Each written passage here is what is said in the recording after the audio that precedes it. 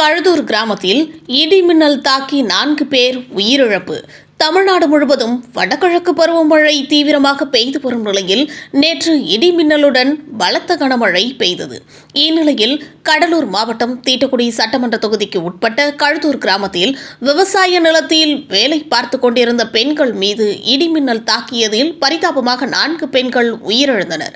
ஒருவர் விழுப்புரம் முண்டியம்பாக்கம் அரசு மருத்துவமனையில் அனுமதிக்கப்பட்டு சிகிச்சை பெற்று வந்தனர்.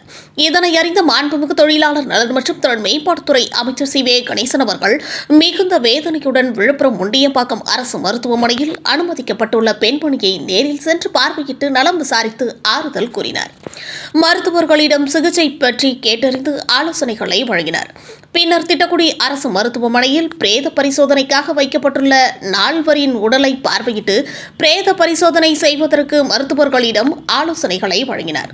உயிரிழந்தவர்களின் குடும்பத்தினருக்கும் உறவினர்களுக்கும் ஆறுதல்களை கூறினார்.